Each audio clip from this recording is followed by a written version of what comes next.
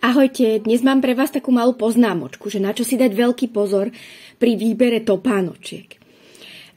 Často sa stáva, že prídete do obchodu a jediné, čo vás zaujíma je, že či je tá topánka mäkká. Tak na toto veľký pozor, pretože napríklad táto topánočka je úplne žuvačková, mäkká podrážka, dá sa zohnúť pod prstami, dokonca je mäkká pod pätou.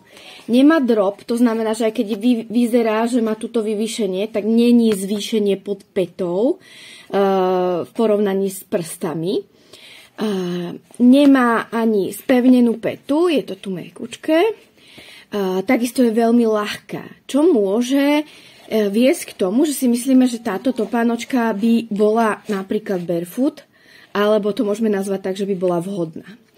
Avšak treba sa pozrieť na úplne najdôležitejší prvok výberu obuvy. A to už je akejkoľvek obuvy. Či sa rozhodnete ísť takou cestou alebo takou, toto je dôležitá vec. Tvar špičky. Ako náhle je topánočka síce flexibilná, ale tvar špičky je guľatý a tie prsty v tej topánočke nemajú miesto a môže to vyzerať aj takto. A ak tú nôžku tam natrepeme, tak bude vyzerať napríklad aj takto. A bohužiaľ tým zarábame dieťatku na problém napríklad takýto.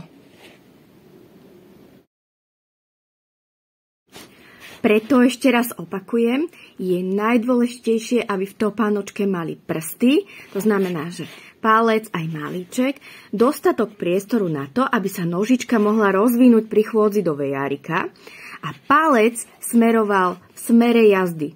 V žiadnom prípade by nemal točiť dovnútra, ani ostatné pršteky by nemali byť nad sebou. Stlačená tá nožička, ak je, tak správne nefunguje. Takže držím palce pri výbere. Ahojte.